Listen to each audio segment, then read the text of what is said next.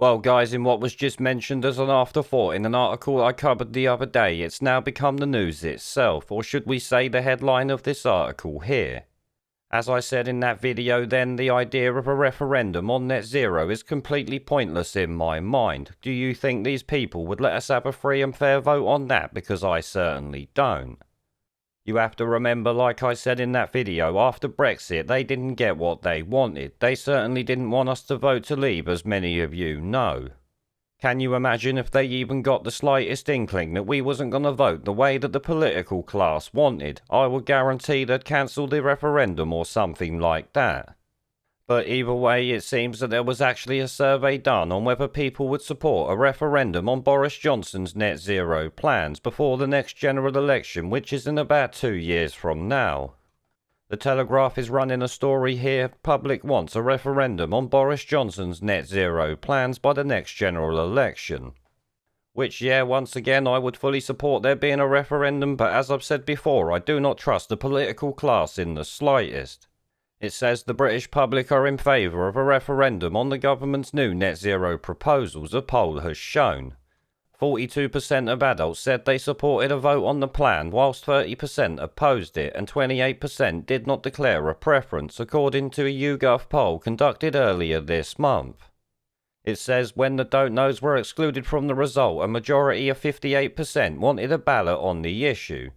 The survey showed that those who expressed a preference, more than 50% of each category polled, supported a referendum on net zero. This included 18 to 24-year-olds, middle-class voters, Londoners, Remainers, both men and women, and Liberal Democrats.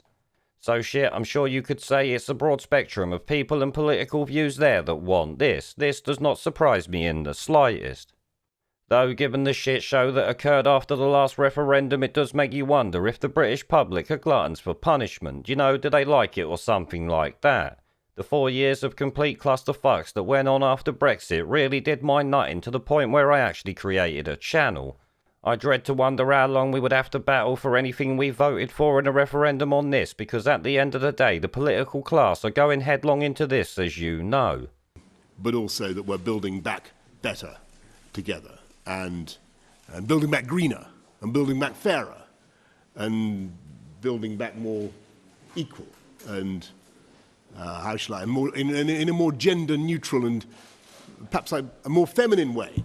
How about that, apart from anything else? In fact, I would say they're more in support of this than they ever were the EU, but I could be wrong there. The propaganda is certainly stronger, I would say. It says the findings will come as a blow to Boris Johnson just days before the start of the COP26 summit in Glasgow on Sunday. No, he won't give a flying fuck, because he'll just go ahead and do it anyway. Personally, I don't think he'll give us a referendum, because at this point it's likely that everyone's going to vote against it. If you look at the comment section even on this article, it's a complete clusterfuck against Boris. It says, while he's preparing to convince global leaders to take tougher action, the survey suggests more work is needed at home to convince voters that reducing carbon emissions to net zero by 2050 is necessary.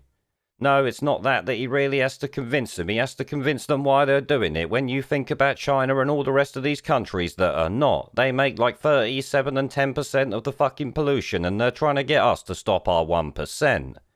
Earlier this month, the Prime Minister unveiled his eco-blueprint for achieving the target, which involves banning new gas boilers from 2035, installing electric charging points across the country, and building new nuclear power plants. Which out of them, if I'm honest, the nuclear power plants is probably the only one that's going to make any difference. And that difference is obviously going to be in the amount of power that people are going to be able to use. As we know, wind and shit like that is not reliable, but nuclear is very reliable and at this point extremely safe. It goes on, the Treasury last week warned that additional public investment in decarbonisation may need to be funded from tax rises or spending redirected from other government priorities. So in other words, as with everything else, you're going to be footing the bill for the things that these people want to do. It says the polling was commissioned by car26.org, a new campaign group calling for a referendum on net zero proposals and a pause in eco-regulations until such ballot is held. Which I have to say, I 100% support their campaign, even if I don't think it's going to get anywhere. I can't see Boris and Carrie allowing them to get this referendum through. Shit, I expect just the mere mention of it in this paper is pissing off old Carrie and Boris as we speak. Makes me even happier to be making this video, I've gotta say. It states all carbon-related taxes and costs should be optional up to the point public support for net zero is confirmed by referendum, the campaigners argued. It is calling for a ballot in 2024 or 2029 to take place in conjunction with the next general election. So obviously it won't be done anytime soon, which let's be honest will probably be too late by then given how this government is going on. Shit, they pass laws by the day as it stands, so you never know how quick they'll push this through. It is a climate emergency after all, as they say, so they can use emergency legislation to maybe do that, and even if they can't, I bet they're considering it at this point. It goes on, Lewis Perry, director of car26.org, said on Tuesday, we must not let political consensus drive us into carbon poverty. Let the people take control of the wheel. This is obviously something I 100% support and always will. The public should be in control of what goes on since it's our lives that are affected by it.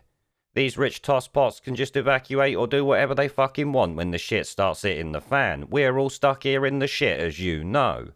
She's accused an arrogant remote elite of charging head in the pursuit of costly and futile carbon policy without due consideration for the families that will have to pay the price. That is simply because these people don't give a flying fuck about any of us, you or anyone else for that matter. They only care about them and those around them, as I've said before. It goes on, some Tory MPs have also expressed scepticism about the government strategy, with particular concern arising around the plan to phase out gas boilers in favour of heat pumps and other green alternatives, something I've actually commented on before, and I'm not going to bother going through again now. Either way though, it's a complete clusterfuck for the government if this ever went through, which is partly why I don't think it will, and as I've said, even if it does, I can't imagine it being a free and fair vote, let's be honest. Now, on the upside of all of this is the comment section on this post, as with any other post about things like this. As a matter of fact, pretty much anything the government does at this point. Almost every comment on there is calling out the government for its bullshit and shit like that, which at this point I'm not even allowed to say on YouTube these days. Crazy fucking world we live in, ain't it? But once again I'll say that I certainly support a referendum on this, as I would with many of the other policies that are being pushed through. I just don't trust the government, and I know that they ain't gonna let it happen, let's be honest. The Brexit one taught them a lesson that they can't let us have our say because we don't want the same things that they do.